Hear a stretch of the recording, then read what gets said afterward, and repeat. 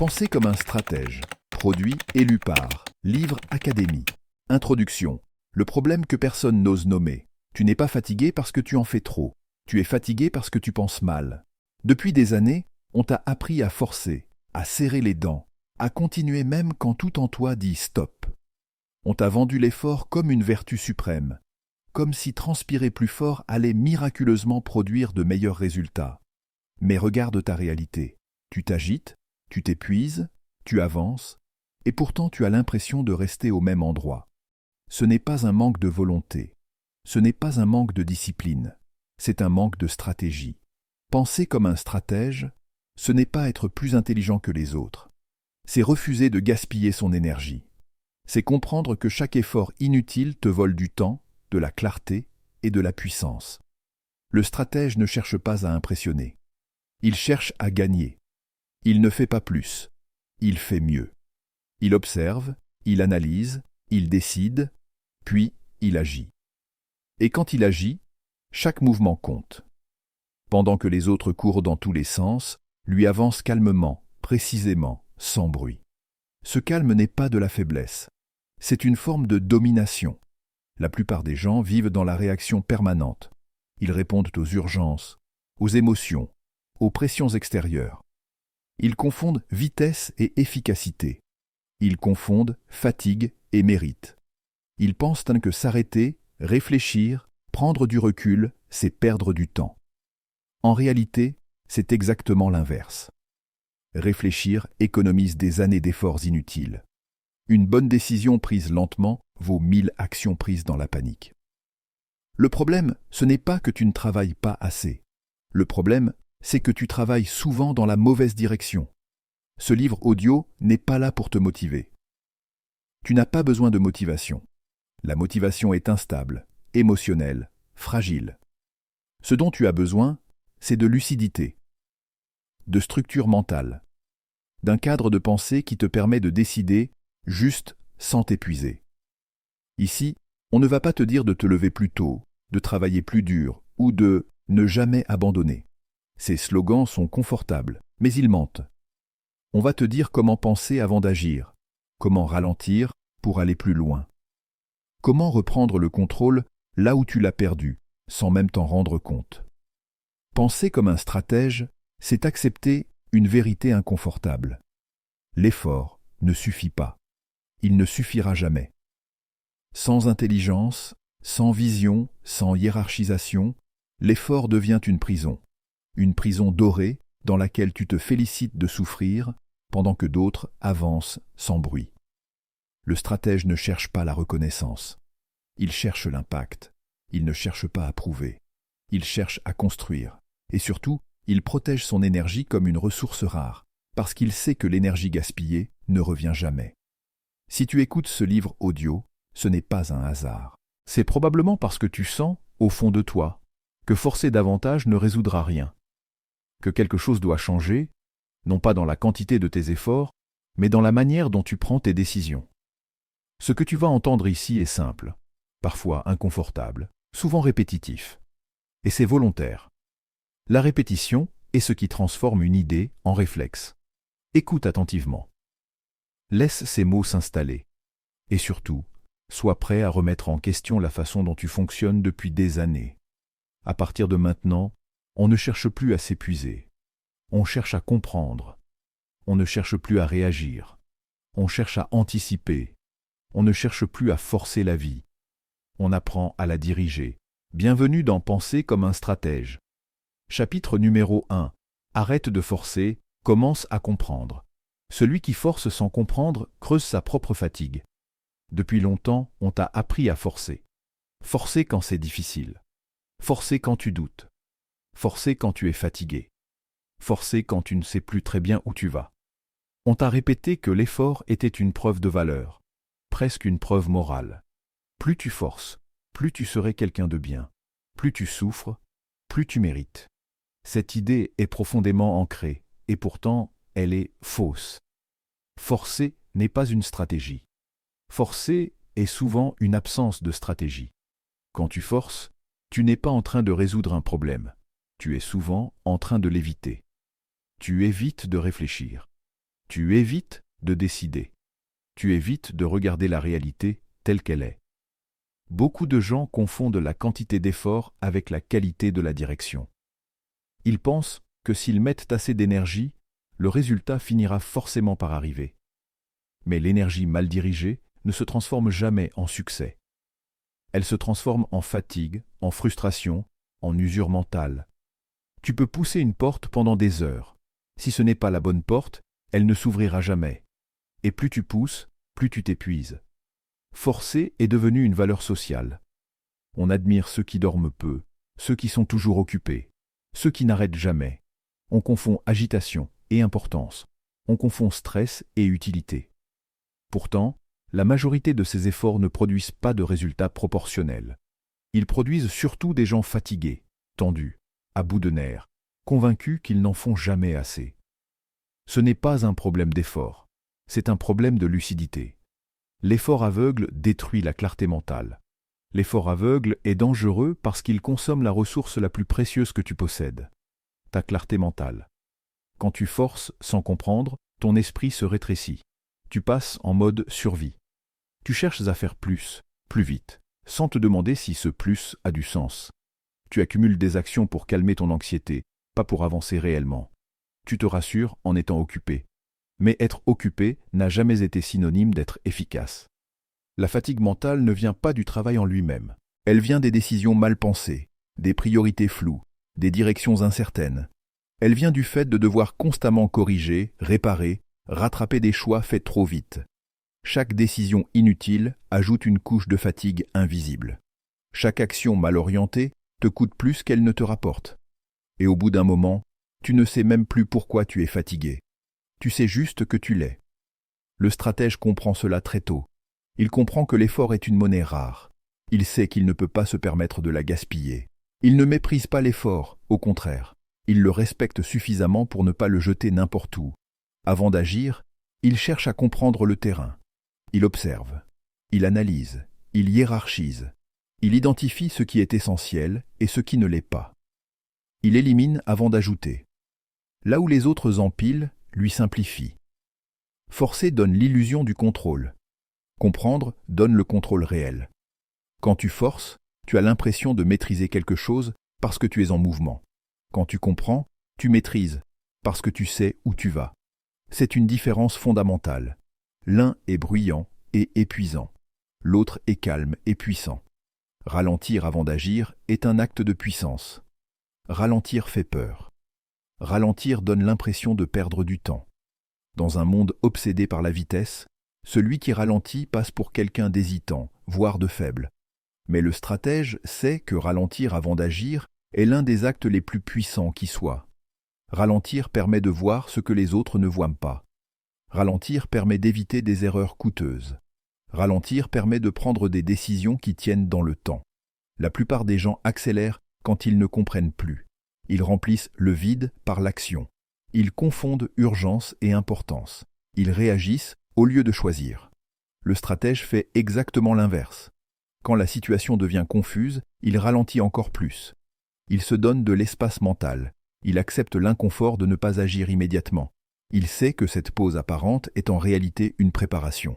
Comprendre demande du silence. Comprendre demande de supporter l'absence de mouvement. C'est difficile pour beaucoup de gens, parce que le silence les confronte à leurs doutes, à leurs erreurs passées, à leurs choix non assumés. Forcer permet d'éviter cette confrontation. Comprendre l'impose. Voilà pourquoi comprendre est plus exigeant que forcer. Le stratège sait aussi que continuer simplement parce qu'on a déjà commencé est l'une des erreurs les plus coûteuses qui existent. Il sait que l'énergie déjà investie est perdue de toute façon. La seule vraie question est, est-ce que continuer est la meilleure décision maintenant? Beaucoup de gens s'épuisent parce qu'ils refusent de s'arrêter. Pas parce qu'ils sont faibles, mais parce qu'ils sont prisonniers de leur ego. Le stratège, lui, choisit l'efficacité plutôt que la fierté.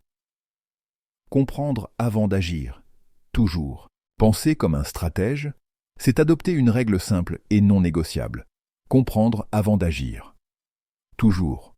Peu importe la pression, peu importe l'urgence apparente, peu importe ce que font les autres.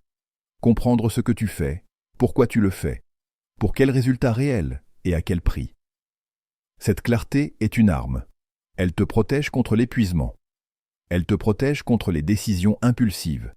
Elle te protège contre la dispersion. Quand tu comprends, tu peux choisir. Quand tu ne comprends pas, tu réagis. Réagir fatigue. Choisir libère. Le stratège cherche toujours à réduire le nombre de décisions inutiles dans sa vie.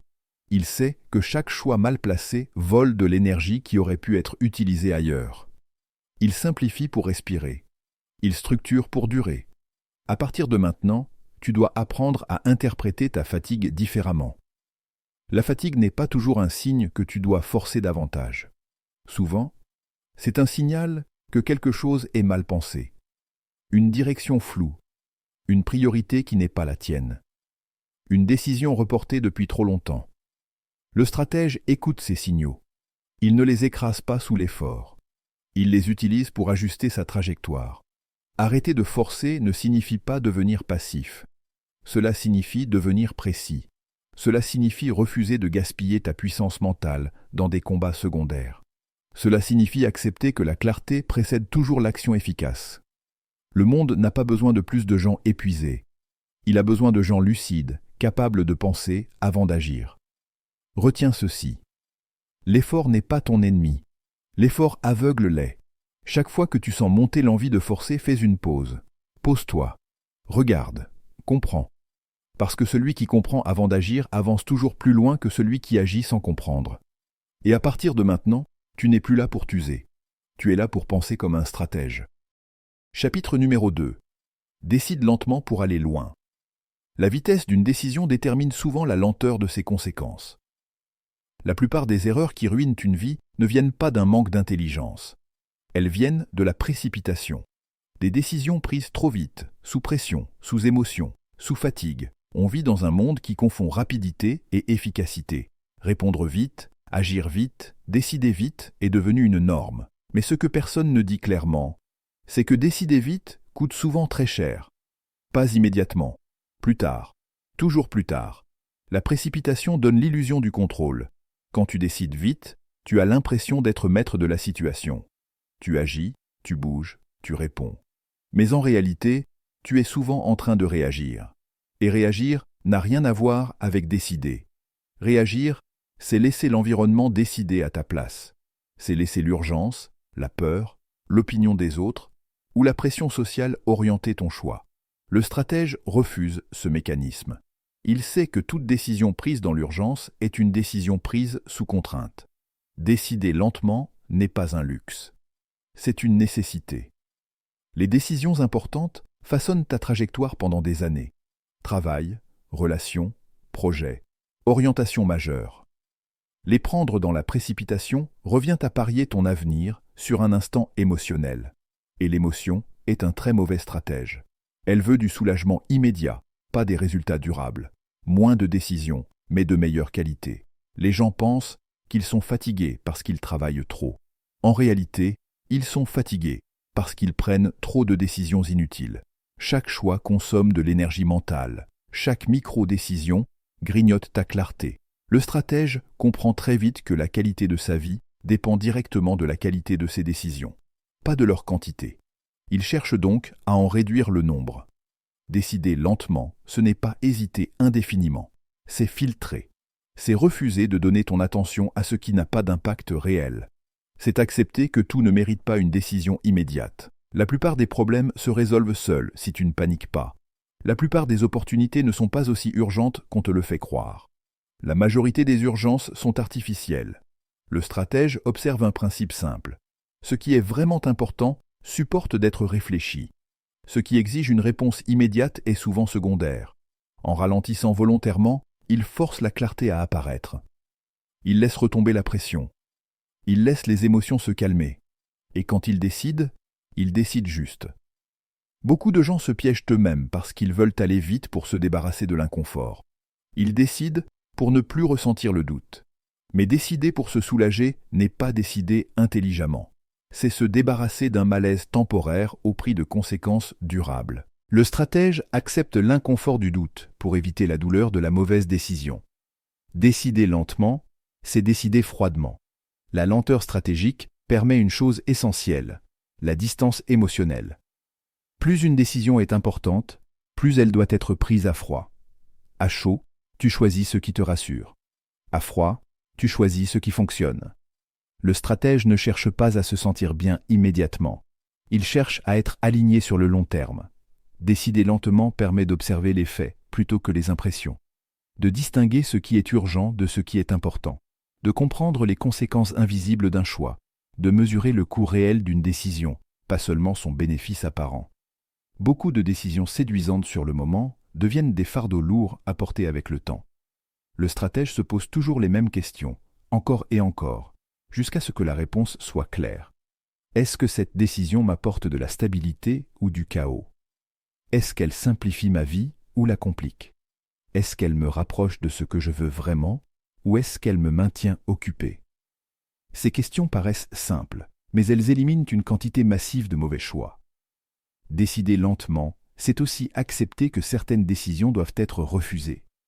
Dire non est une compétence stratégique. Chaque oui mal placé crée de la dette future.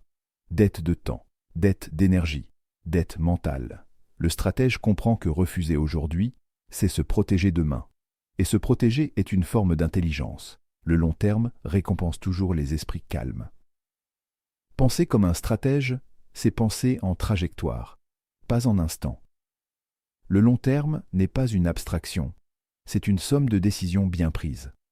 Lentement, calmement, sans panique. Les gens impatients brûlent leur énergie pour obtenir des résultats rapides. Les stratèges construisent des positions solides qui produisent des résultats durables. La lenteur stratégique crée un avantage invisible. Pendant que les autres s'agitent, se dispersent, corrigent leurs erreurs, le stratège avance sans bruit. Il évite les détours inutiles. Il ne passe pas son temps à réparer des décisions mal pensées. Il économise une quantité énorme d'énergie mentale, qu'il peut investir là où cela compte vraiment. Décider lentement, c'est aussi se donner le droit de changer d'avis avant qu'il ne soit trop tard. La précipitation enferme. La lenteur laisse des portes ouvertes. Le stratège n'est pas rigide. Il est adaptable, précisément parce qu'il a pris le temps de comprendre. Il sait pourquoi il a choisi et donc il sait quand ajuster. À partir de maintenant, intègre cette règle simple. Plus une décision est importante, plus elle mérite du temps. Si tu te sens pressé de décider, c'est un signal d'alerte. Un signal qui t'invite à ralentir encore plus. Le calme est un filtre puissant. Ce qui survit au calme mérite ton engagement. Ce qui disparaît quand la pression retombe n'était pas essentiel. Retiens ceci. La vitesse impressionne. La lenteur stratégique domine. Ceux qui vont loin ne sont pas ceux qui décident vite, mais ceux qui décident juste. Et décider juste demande du temps, du silence et du sang-froid. À partir de maintenant, tu ne décides plus pour aller vite. Tu décides lentement pour aller loin. Chapitre numéro 3. Arrête de réagir, prends l'avantage. Celui qui réagit subit. Celui qui anticipe dirige. La majorité des gens vivent en réaction permanente sans même s'en rendre compte. Ils se lèvent le matin déjà en retard sur quelque chose, en retard sur des messages, en retard sur des attentes, en retard sur des obligations qu'ils n'ont pas vraiment choisies. Leur journée n'est pas construite, elle est subie. Ils répondent, ils corrigent, ils éteignent des incendies. Ils appellent ça « gérer ». En réalité, ils survivent à leur propre désorganisation mentale. Réagir donne l'impression d'être utile. Réagir donne l'impression d'être nécessaire. Mais réagir, sur le long terme, détruit toute capacité stratégique. Quand tu réagis, tu laisses les autres définir tes priorités. Tu laisses l'urgence décider de ton emploi du temps. Tu laisses le bruit extérieur dicter ton énergie. Tu n'es plus aux commandes. Tu es en pilotage automatique. Le stratège voit très vite ce piège. Il comprend que réagir fatigue parce que la réaction est infinie.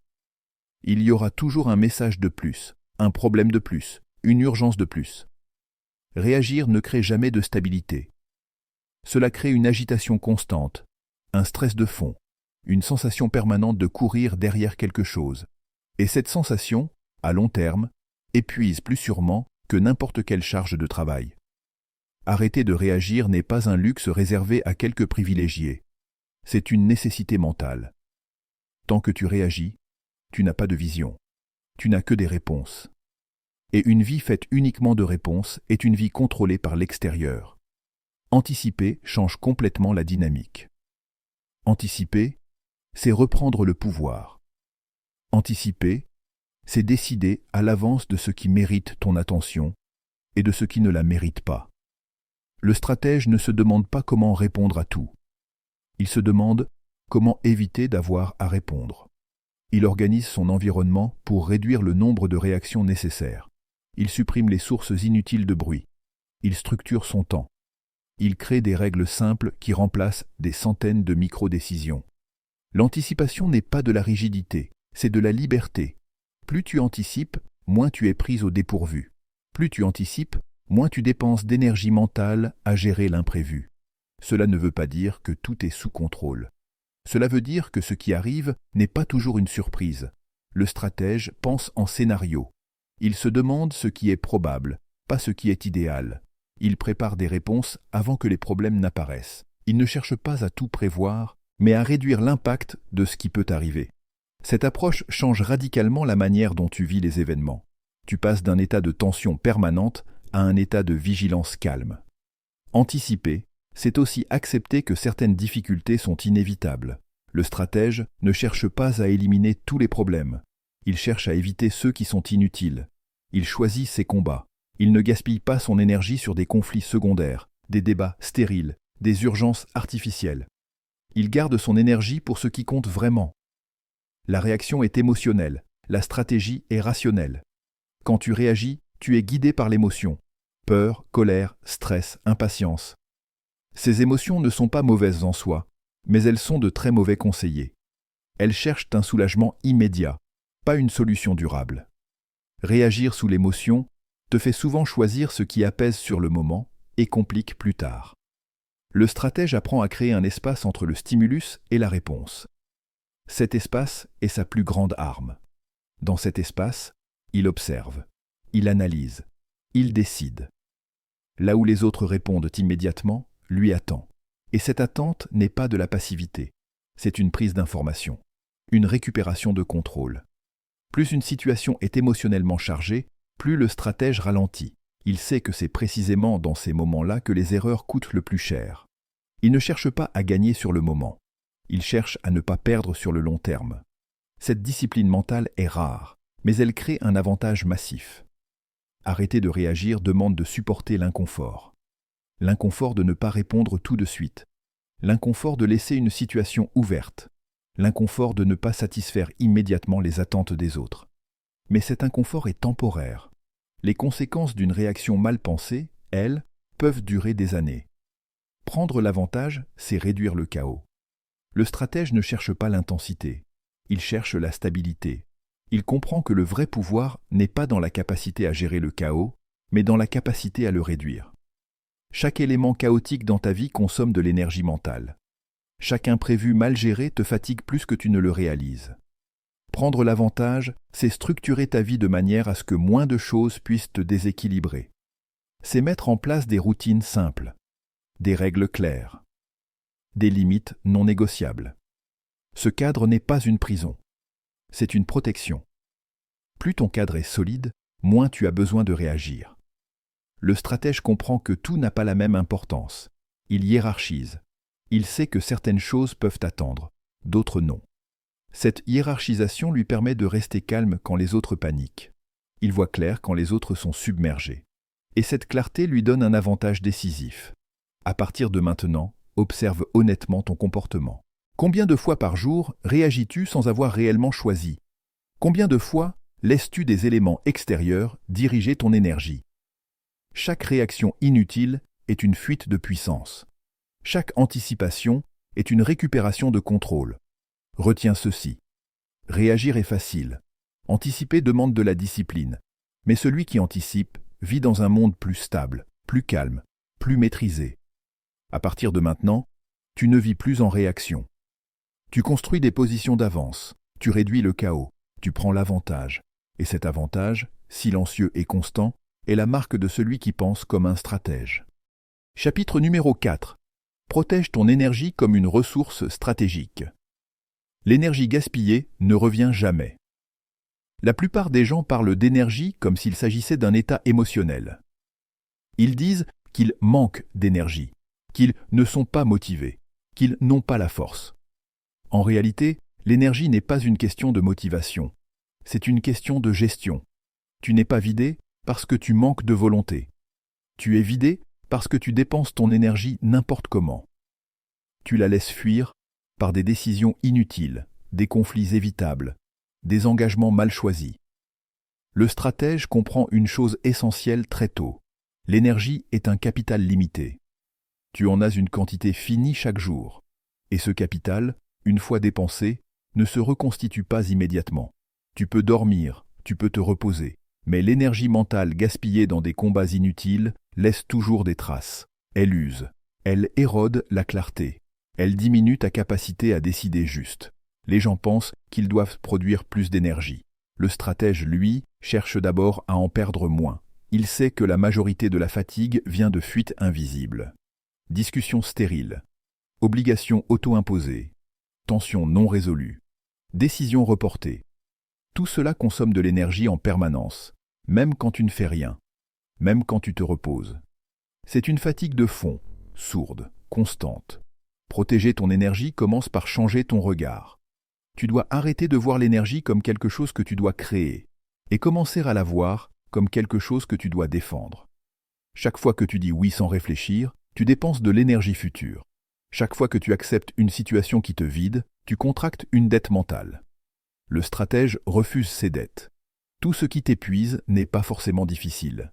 Un travail difficile peut être énergisant s'il est clair et aligné. À l'inverse, une tâche simple peut être extrêmement épuisante si elle est floue, inutile ou imposée. Ce n'est pas la difficulté qui fatigue, c'est l'absurdité, c'est l'absence de sens. C'est le fait de faire quelque chose que tu sais, au fond, ne pas être essentiel. Le stratège observe attentivement ce qui le fatigue vraiment. Il ne se contente pas de dire « je suis fatigué ». Il cherche la source. Est-ce la quantité de travail ou est-ce la qualité des décisions qui entourent ce travail? Souvent, ce sont les frictions inutiles qui épuisent le plus. Les interruptions constantes, les attentes contradictoires, les projets mal définis, les priorités changeantes.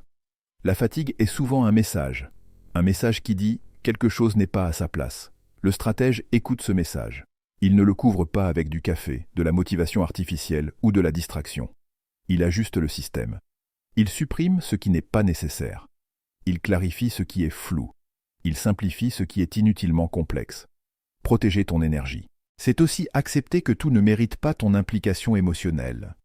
Beaucoup de gens s'épuisent parce qu'ils investissent mentalement dans des choses qu'ils ne contrôlent pas. Opinion des autres, résultats immédiats, réactions extérieures. Le stratège choisit où il s'implique. Il sait que l'indifférence stratégique est parfois une forme de sagesse. Dire non est une compétence stratégique. Dire non n'est pas un manque de générosité. C'est une compétence de survie mentale. Chaque oui est un engagement. Chaque engagement consomme de l'énergie, du temps, de l'attention. Le stratège ne dit pas non par principe. Il dit non par cohérence. Il sait ce qu'il protège. Beaucoup de gens disent oui pour éviter un malaise immédiat. Ils évitent le conflit, la déception, le jugement. Mais ce qu'ils évitent sur le moment, ils le perdent plus tard, sous forme de fatigue, de ressentiment, de surcharge mentale. Le stratège préfère un inconfort court à une fatigue longue. Il accepte la gêne du refus pour préserver sa stabilité. Dire non permet de créer de l'espace. Et l'espace est indispensable à la réflexion stratégique. Sans espace, tu réagis. Avec de l'espace, tu choisis. Le stratège organise sa vie pour préserver cet espace. Il limite les engagements. Il réduit les sollicitations. Il ne laisse pas son agenda être une liste de concessions permanentes. Il comprend aussi que dire non aux autres, c'est souvent dire oui à ce qui compte vraiment. Chaque refus est une redirection d'énergie. Vers un objectif clair. Vers une trajectoire assumée. Vers une vie moins fragmentée. Le stratège ne cherche pas à satisfaire tout le monde. Il cherche à rester cohérent avec lui-même. La stabilité est une forme de puissance. Le stratège ne recherche pas l'excitation permanente. Il recherche la stabilité émotionnelle, la stabilité mentale, la stabilité décisionnelle. Cette stabilité est souvent mal comprise. On la confond avec la routine, l'ennui, la rigidité. En réalité, la stabilité est ce qui permet de durer, ce qui permet de voir loin, ce qui permet de prendre de bonnes décisions quand les autres sont dépassés. Une vie instable consomme énormément d'énergie. Changement constant, imprévu permanent, ajustements incessants. Le stratège réduit volontairement cette instabilité. Il crée des structures simples, des habitudes solides, des règles claires. Ces structures ne l'enferment pas, elles le libèrent. Quand ton environnement est stable, ton esprit est disponible. Quand ton esprit est disponible, tu peux penser stratégiquement, tu peux anticiper, tu peux ajuster sans panique, tu peux agir avec précision. Le stratège comprend que la stabilité n'est pas une fin en soi, mais un support pour la réflexion et l'action juste. À partir de maintenant, observe où ton énergie disparaît. Observe ce qui te vide sans t'apporter de résultats proportionnels. Observe les engagements que tu traînes par habitude ou par peur. Chaque élément identifié est une opportunité de récupération de puissance. Retiens ceci, tu n'as pas besoin de plus d'énergie, tu as besoin de moins de fuite. Protéger ton énergie, ce n'est pas être égoïste, c'est être stratégique. Parce que celui qui protège son énergie protège sa capacité à décider juste. Et sans décision juste, aucun effort, aussi intense soit-il, ne peut te mener loin. À partir de maintenant, ton énergie n'est plus en libre service. Elle est sous protection stratégique. Chapitre numéro 5. Joue sur le long terme ou perds. Aku SR. Le court terme flatte l'ego. Le long terme construit la puissance. Le court terme est séduisant parce qu'il parle directement à l'ego. Il promet des résultats rapides, des récompenses immédiates, des preuves visibles. Il te donne l'impression d'avancer vite, d'être efficace, d'avoir pris la bonne décision. Mais ce que le court terme ne te dit jamais, c'est le prix réel à payer plus tard. Chaque choix orienté uniquement vers l'immédiat crée une dette de temps, une dette d'énergie, une dette mentale. Et cette dette finit toujours par être réglée. La majorité des gens vivent prisonniers du court terme. Ils choisissent ce qui soulage maintenant plutôt que ce qui construit durablement. Ils veulent éviter l'inconfort immédiat, même si cela signifie s'exposer à une fatigue chronique plus tard. Ils veulent des résultats visibles tout de suite, même si ces résultats sont fragiles. Ils veulent sentir qu'ils avancent, même s'ils avancent dans la mauvaise direction. Le stratège voit ce piège très tôt. Il comprend que le court terme est bruyant, instable, exigeant. Il demande une attention constante. Il oblige à corriger sans cesse. Il fatigue l'esprit. Le long terme, lui, est silencieux. Il demande de la patience au départ, mais il simplifie la vie avec le temps. Il réduit les décisions à prendre. Il stabilise. Il libère de l'espace mental. Jouer sur le long terme, ce n'est pas refuser les résultats immédiats. C'est refuser de les placer au-dessus de tout le reste. C'est comprendre que ce qui te donne l'impression de gagner aujourd'hui peut te faire perdre demain. Et que ce qui semble lent aujourd'hui peut devenir un avantage massif avec le temps. La patience est une arme mentale. La patience est souvent présentée comme une vertu morale. En réalité, c'est une compétence stratégique. Peu de gens sont réellement patients, non pas parce qu'ils sont incapables d'attendre, mais parce qu'ils sont incapables de supporter l'incertitude. Attendre sans garantie de résultat est inconfortable. Le stratège accepte cet inconfort. Il sait que la clarté et la solidité viennent rarement vite. La patience permet de laisser les choses mûrir, de laisser les situations se révéler, de laisser les intentions des autres apparaître, de laisser les émotions retomber. Beaucoup d'erreurs auraient pu être évitées simplement en attendant un peu plus. Mais attendre demande du contrôle de soi, et le contrôle de soi est rare. Le stratège utilise la patience comme un filtre. Ce qui est vraiment aligné avec sa trajectoire résiste au temps. Ce qui est impulsif disparaît rapidement. En laissant passer du temps, il élimine naturellement les mauvaises options sans avoir à lutter. Il n'a pas besoin de dire non à tout. Le temps s'en charge, pour lui.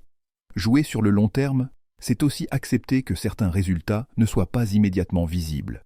La société adore ce qui se voit vite. Le stratège se concentre sur ce qui tient. Il sait que les fondations solides ne font pas de bruit. Il sait que la vraie puissance est souvent invisible pendant longtemps. Construire une trajectoire plutôt que chercher des victoires. Les gens qui pensent à court terme cherchent des victoires. Les stratèges construisent des trajectoires. Une victoire peut être impressionnante, mais isolée. Une trajectoire, elle, crée une progression continue. Elle donne une direction claire. Elle réduit le hasard. Elle permet de corriger sans paniquer. Construire une trajectoire demande de renoncer à certaines gratifications immédiates. Cela demande de refuser certaines opportunités séduisantes mais incohérentes. Cela demande de dire non à ce qui n'entre pas dans le cadre global. Beaucoup trouvent cela frustrant. Le stratège y trouve de la liberté. Moins de dispersion, moins de bruit, moins de fatigue mentale. Une trajectoire bien pensée simplifie les décisions futures. Quand tu sais où tu vas, beaucoup de choix deviennent évidents. Tu n'as plus besoin de réfléchir longuement à chaque opportunité. Tu la filtres naturellement. Est-ce que cela m'éloigne ou me rapproche? Est-ce que cela renforce ou fragilise ma trajectoire? Ce filtre mental est une source énorme de calme et de clarté.